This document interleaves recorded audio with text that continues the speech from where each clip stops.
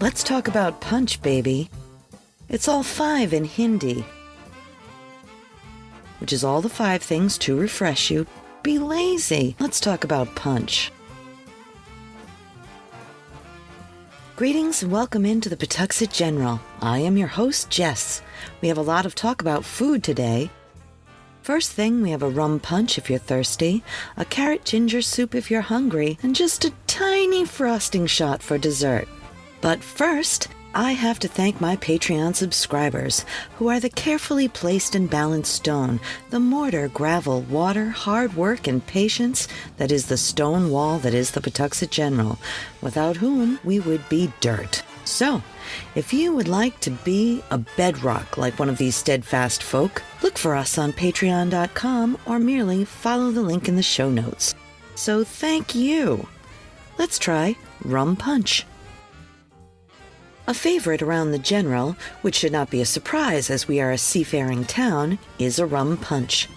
We may drink it as rum and fruit punch, but folks of the past had specific recipes. Punch was written down for the first time in 1632, derived from the Hindi word for 5. It refers to the 5 components: citrus, sugar, water, spirit, and tea or spices.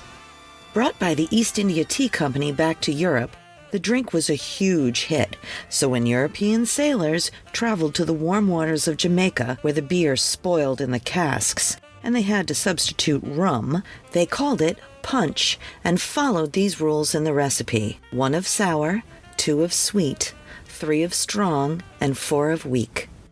Seemingly, the only thing left out was the spice or tea.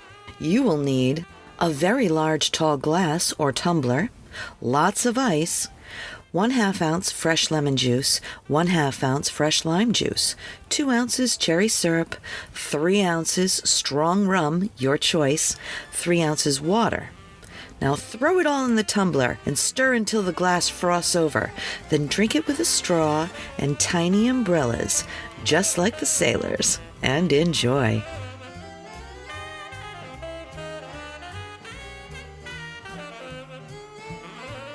Ginger carrot soup. These soup stories usually start the same way. I was at Little Falls and was given a quandary, and this recipe is no different. My boss and very close friend came in with a 50-pound bag of gigantic carrots. I mean, these things were at least 4 inches across the top. Huge carrots. And with his usual big smile, he suggests that I start the soup soon and makes a very funny joke about the carrots, which I cannot repeat here, but it did keep me giggling through some dangerous carrot shopping.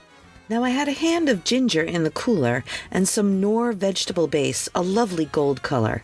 This is my answer: golden ginger carrot soup. For this recipe, you will need 2 tablespoons of honey, if needed, 1 large sweet onion, 4 huge carrots or 8 regular, 4 cups veggie stock or Knorr veggie base, enough for 6 total cups, 2 cups of water, 1 tablespoon grated fresh ginger, 1 clove garlic chopped fine, 2 tablespoons of oil of your choice. I used olive oil.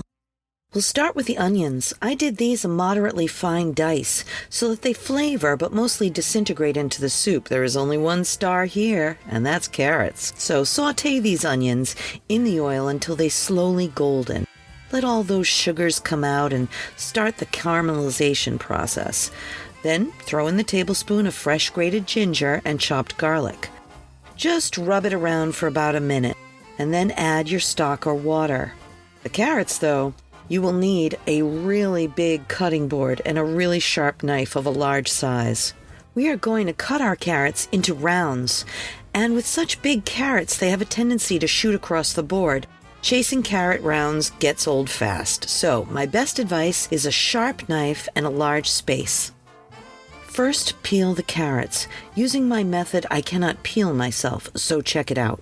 I hold the carrot with the fattest part in one hand, with the small end pointing towards me, then peel with the other hand, large size to small. It is fast, safe, and easier to control. Dig it. Large rounds should be as thin as possible, and the small rounds should be wide too, so that the cooking time isn't too different. Put them in your stock and simmer until the large rounds are tender but not falling apart. Now is the tasting. The broth should be a lovely golden color. Depending on your broth, whether it was salted or not, this dish may or may not need it at this point. If it does, consider a half a teaspoon of soy sauce. However, if the carrots were dry, it may not be sweet enough. Then I would add a few tablespoons of honey. The ginger is just the thing to brighten up this sunny soup. You could also substitute one giant carrot with a golden beet. It is so beautiful. Another variation is with a good curry mix and with rice. But I hope you do enjoy my golden ginger carrot soup. Frosting shots. There I was years ago at the beginning of spring at Little Falls.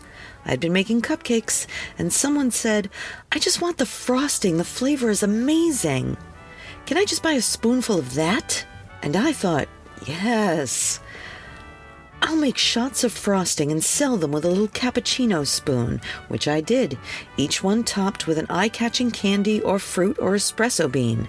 At this time, I can remember 17 of these flavors, well, 16, plus one added by a close friend of the General, Becky A. She waltzed into the General this week with some unbelievable Guinness chocolate cupcakes topped with Bailey's Irish cream frosting.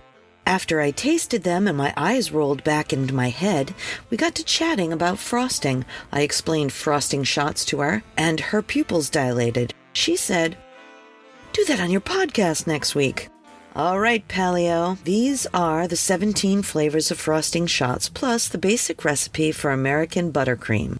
For this recipe, you will need 1 cup of room temperature softened butter, unsalted for this recipe, but you could use salted and just omit the salt.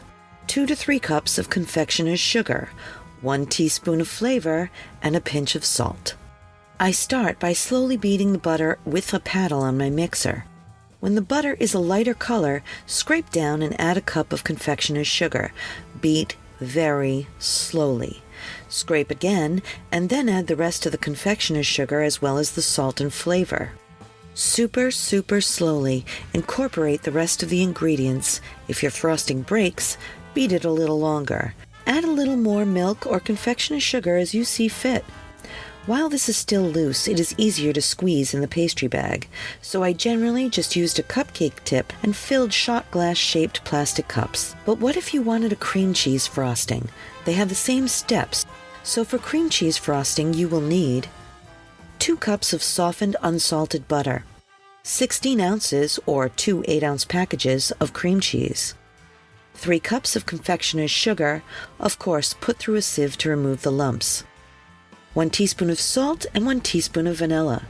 First, beat the butter for a bit until it's fluffy and lighter in color.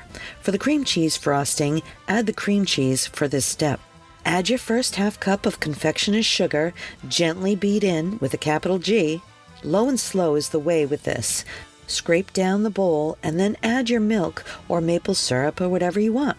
Then decide your extract flavor and add it, plus a pinch of salt. Put in the next 3/4 of a cup of confectioner's sugar and slowly mix until incorporated. Scrape down the sides and bottom and put in the remaining sugar. I beat it slowly for at least 5 to 10 minutes. If it's dry, add a little liquid, whatever you are already using, like lemon juice. If it's wet, add a little more sugar, but you should be spot on. This frosting is great for piping, but if you are doing fine work, remove the paddle at this stage and with a rubber spatula, scrape down the edges and bottom, pushing out excess air as you do so. Continue for about 5 minutes. Then it's ready to go into your pastry bag or on your cake, whatever you wish. Variations are easy by switching up the liquids, toppings, extracts, and mix-ins. Here are my top 16 frosting shot flavors, including and starting with Becky A's.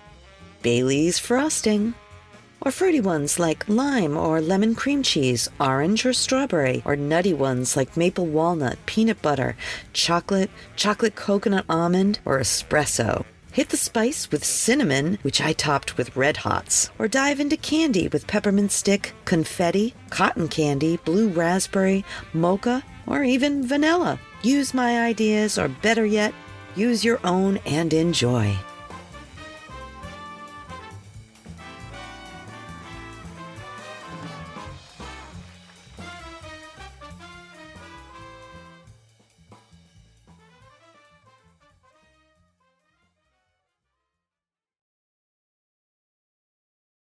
I want to tell you about my friend Mike and his electromagnetic pinball museum and restoration arcade. It's an all-inclusive place to relax and share anything related to modern pinball, EM pinball, and arcade games. A group of pinball and arcade fans with an addiction to games of all kinds and Lego too. $10 gets you free play on pinball and arcade games all day. You can find them at 881 Main Street, Pawtucket, Rhode Island, or online at www.electromagneticpinballmuseum.com. And now, as part of our House on the Corner Ghost Story series, a compilation of local stories.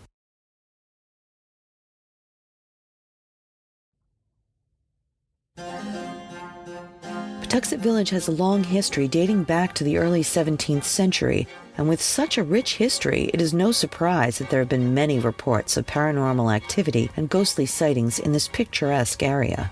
One of the most famous ghost stories associated with Pawtuxet Village is that of the White Lady. There are several versions of this story, but according to one version, the White Lady was a wealthy bride who was to marry a poor farmer. Her father disapproved of the match and refused to attend the wedding. During the ceremony, the bride received a message from her father saying that he had changed his mind and would come to the wedding. Overjoyed, she ran out of the church to meet him, but on her way, she tripped and fell into the river, where she drowned in her flowing wedding dress. Another version of the story says that the White Lady was a newlywed who was killed by her jealous husband on their wedding night, who buried her body near the bridge, and her ghost has haunted the area ever since. Regardless of which version, many people claim to have seen the White Lady over the years, often late at night or near the bridge that crosses the Pawtuxet River. Some say she appears as a woman-shaped mist or a figure in a white flowing dress, while others report hearing her crying or laughing. Whether fact or fiction, the legend has become part of Rhode Island's folklore, and many people enjoy sharing the story and trying to get a look at the ghostly Lady in White. The legend of the ghostly old sea captain has been passed down for generations in Pawtuxet Village, and many people still claim to have seen his ghost to this day. Some even believe that he still haunts the area, searching for his lost ship and crew. Pawtuxet played a significant role in the American Revolution. The village was a strategic location for both British and American forces due to its proximity to Narragansett Bay. There have been reports of a ghostly soldier haunting the village, believed to be a Revolutionary War soldier. The identity of the soldier is unknown, but it is speculated that he may have been a member of the Rhode Island Regiment. Legend has it that the soldier appears in full Revolutionary War military attire and regalia and can be seen marching through the village, looking for lost comrades or standing guard at various locations. Some witnesses have reported feeling a chilling sensation or of hearing the sound of marching feet approaching before or after the apparition appears. Yet another legend involves the Pawtuxet Rangers, a local militia group that was formed during the Revolutionary War. According to the legend, a group of Hessian soldiers attacked the Rangers in the village, and some of the soldiers were killed. It is said that the ghosts of these soldiers can still be seen wandering around the village at night, which leads us to the story of the Hessian soldier. According to this story, during the Revolutionary War, a group of Hessian soldiers were captured by American forces and held prisoner in the village. One of the soldiers escaped and was pursued by American soldiers, eventually being killed near the river. It is said that his ghost can be seen wandering near the river at night. Many people who live in or visit Pawtuxet Village believe that the area is haunted, and the neighborhood has become a popular destination for ghost hunters and paranormal enthusiasts.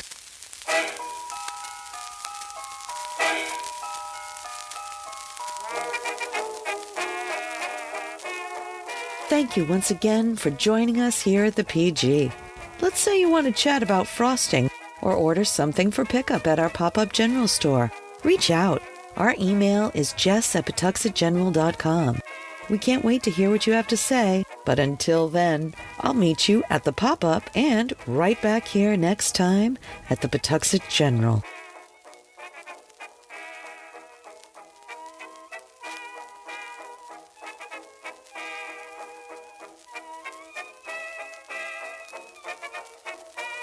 A Something for Posterity production.